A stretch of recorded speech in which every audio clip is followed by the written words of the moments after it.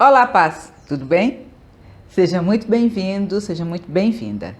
Se você não me conhece, eu me chamo Rosalira dos Santos e este é o canal Ame Sua Sensibilidade. Ele é um espaço para você que é uma pessoa altamente sensível encontrar informações sobre o traço e dicas para lidar melhor com a alta sensibilidade no seu dia a dia. Hoje é terça-feira e todas as terças-feiras é dia de papos e dicas aqui no canal. E no papo de hoje, eu gostaria de falar sobre um tema que para mim é muito, mas muito importante. E são os 5 sinais que podem revelar, que podem lhe chamar a atenção para o fato de que você está tendo um comportamento de autossabotagem. Você já se pegou se autossabotando exatamente naquelas coisas que para você são importantes, que você gostaria de fazer? Eu sim. Infelizmente, por algumas características ligadas ao traço, a autossabotagem pode se tornar um hábito e um mau hábito na vida de muitas pais, inclusive na vida desta paz que está conversando com você agora. Bom, existem várias razões para isso. Uma delas está relacionada à questão da baixa autoestima, que também, infelizmente, é relativamente comum entre nós. E as causas são fáceis de perceber. A maioria das pais cresce com a sensação de ser diferente e com aquela ideia de que existe alguma coisa que está errada conosco. E, por isso, a gente cresce com essa sensação de não nos encaixarmos muito bem. Ok, acontece que quando você pensa que você não é merecedor ou merecedora de sucesso, de felicidade, de amor, de bons relacionamentos, seja lá o que for, há uma tendência de seu cérebro a, de maneira inconsciente, trabalhar para que você não obtenha aquilo que você acha que não merece. Uma outra razão que pode nos levar a comportamentos de autossabotagem tem a ver com a nossa profundidade de processamento. Nós temos uma tendência muito forte a pensar demais nas coisas, nas possibilidades A, B, Z, D, tá? E a tentar prever tudo, a tentar, como eu brinco, resolver a vida na nossa cabeça. E com isso, muitas vezes nós perdemos a chance de agir, nós perdemos a chance de atuar no momento certo, porque estamos revivendo e remoendo as muitas possibilidades na nossa cabeça. Bom, ok, essas são algumas das razões que podem nos levar à autossabotagem. Porém, as estratégias de autossabotagem são alguma coisa muito escorregadia, né? Eu, agora, com alguns anos de trabalho no meu próprio desenvolvimento pessoal e também ajudando meus clientes, ainda me surpreendo com a criatividade que a gente pode ter na hora de criar estratégias para nos autossabotar. Então, uma boa maneira de você evitar ou diminuir esse comportamento é estar atento, atenta aos sinais que podem lhe levar à autossabotagem, ok? Então, vou falar aqui de 5 sinais que eu considero bem importantes e que são comuns a nós por conta das características associadas ao traço da autossensibilidade. Ora, quando eu digo características associadas ao traço, eu estou dizendo que são características que são comuns em muitos de nós, mas que não são o núcleo do traço da autossensibilidade. Não são aquelas 4 características que são comuns a todos nós, ok? Então, se trata de características comuns a muitos, mas não necessariamente a todas as pessoas altamente sensíveis. E a primeira destas características que pode nos levar a comportamentos de autossabotagem é o nosso perfeccionismo. O perfeccionismo leva a uma autocrítica extrema e faz com que você nunca esteja satisfeito ou satisfeita com o resultado obtido.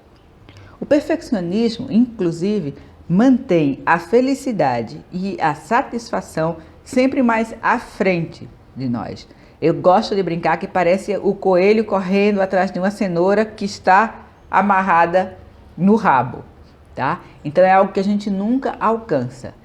Uma frase clássica que traduz isso é aquela: eu só vou estar bem ou eu só vou estar feliz quando eu tiver um emprego melhor, quando eu for mais bonita, quando eu for mais magra, quando eu tiver um bom relacionamento, etc. Então, tá sempre para algo que você não tem e por isso você está insatisfeito ou insatisfeita.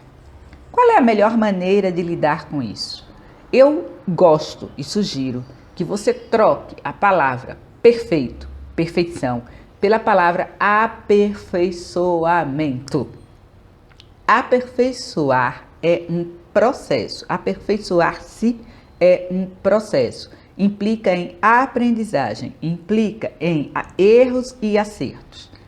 E essa perspectiva é bem diferente da perspectiva de que existe um lugar de perfeição e se você não chegar lá, você foi um fracasso. Por outro lado, aperfeiçoar-se implica também em aceitação. Caminham juntos, aperfeiçoamento e aceitação. Significa que você reconhece o ponto onde você está e você pensa que você poderia melhorar o seu desempenho com X ou Y, né? Eu gosto de brincar com os meus clientes, sugerindo que eles se deem tapinha nas costas. É algo do tipo: poxa, até que eu me saí bem, né? Mas da próxima vez eu poderia fazer isso, aquilo ou aquilo outro. E o resultado poderia ser melhor. Então, essa é a perspectiva do aperfeiçoamento. Você reconhece as suas qualidades, você reconhece o seu esforço e você reconhece também que há espaço para melhoria. Sempre há espaço para melhoria. Mas isso não quer dizer que você não tenha necessariamente se saído bem. Um segundo sinal que pode lhe levar à procrastinação, uma segunda característica, que pode servir como sinal que você está tendo comportamentos de procrastinação, é o nosso pessimismo. Eu sinto dizer, mas é um dado comum a muitos de nós. Boa parte das pais tem a tendência a querer prever o que acontece, né? E a criar um filme. Eu digo que a gente é diretor e produtor, tá, de cinema catástrofe, porque na nossa cabeça tudo que pode dar errado, dá errado e acontece ainda mais alguma coisa. Com isso, a gente cria uma ansiedade de desempenho que obviamente não motiva ninguém e claro que tende a nos levar a comportamentos de autossabotagem. Veja bem, essa nossa tendência a um certo pessimismo pode ser interessante para nos livrar de perigos, para evitar que a gente cometa muitos erros e tudo mais. Mas ela pode ser contraproducente quando ela ou nos paralisa ou gera uma ansiedade tão grande que faz com que, sim, o nosso desempenho seja ruim. É a tal da profecia que se autocumpre. Eu vou dar um exemplo. Digamos que eu vou para uma entrevista de trabalho.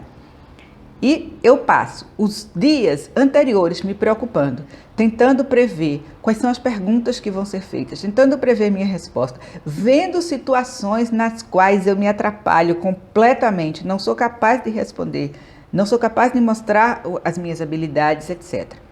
Moral da história, quando ocorre a entrevista, eu estou tão ansiosa que tendo realmente a atuar de forma ruim.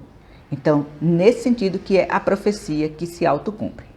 Como é que você pode lidar com isso? Eu aconselho sempre a que você se pergunte que outras possibilidades existem. Será que só existe esta possibilidade? Quais são as outras? Quais são as possibilidades positivas? E aí se pergunte, o que é que eu posso fazer agora para ajudar a concretizar essas outras possibilidades, essas possibilidades positivas que eu encontrei na situação. A terceira estratégia, sinal, que pode sinalizar para um comportamento de autossabotagem é a boa e conhecida procrastinação.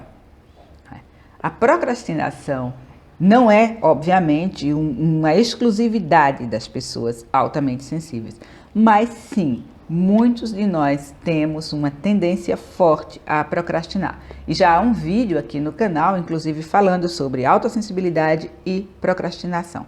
Mas o que eu queria retomar deste vídeo, tá? E repetir para você é que a procrastinação em si não é um problema.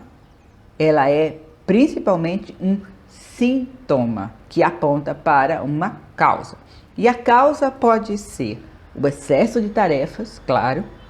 A causa pode ser a sua falta de vinculação com a tarefa. A tarefa não tem sentido para você, não lhe diz nada e daí você não consegue se motivar para cumpri-la.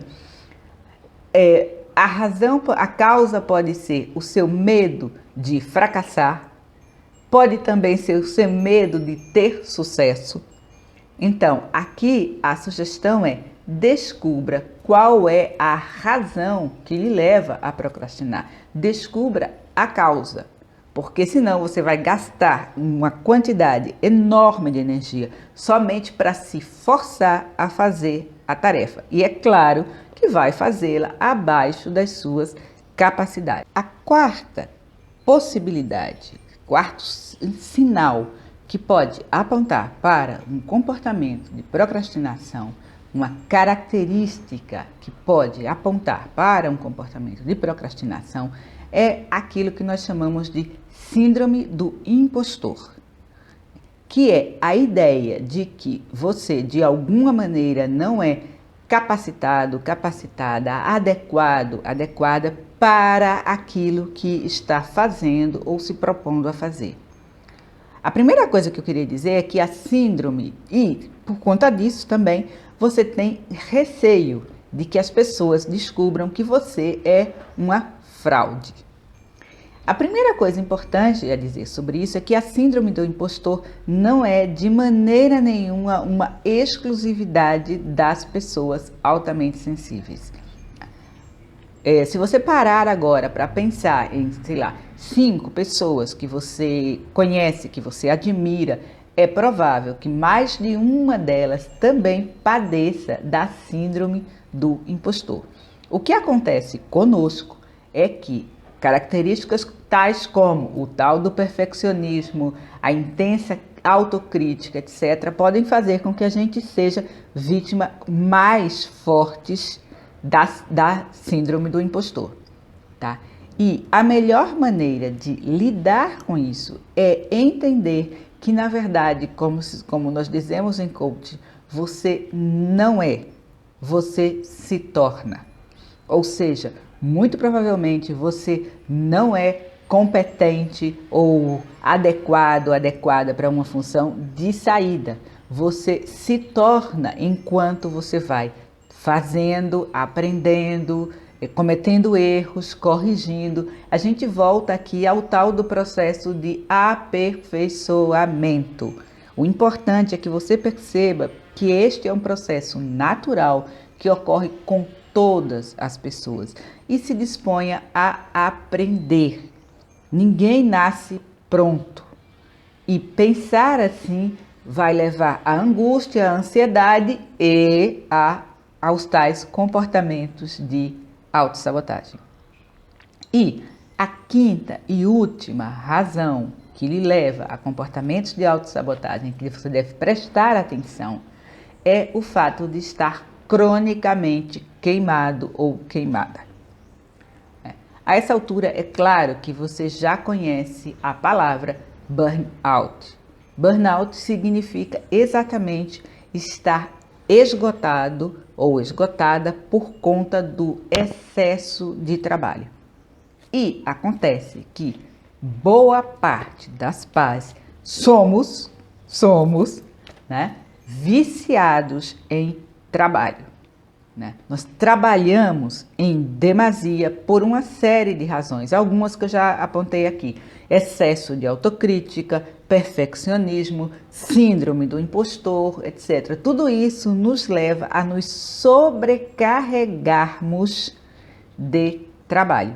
E esta sobrecarga pode levar, sim, ao burnout total, que é quando você realmente precisa ser removida da sua rotina, do seu trabalho, porque você não consegue mais, ou parcial, que é quando, embora as outras pessoas não percebam, e embora às vezes a própria pessoa não perceba, você perde a alegria, você perde a criatividade, você perde o prazer de fazer as coisas e você perde também em produtividade, a tal da produtividade, a santa produtividade, tá? Que se coloca à frente de tudo. Então, é importante que, neste caso, e eu não vou falar aqui como tratar o burnout, porque tratar o burnout é um processo absolutamente holístico, que passa por várias intervenções de saúde, de redução de estresse, etc.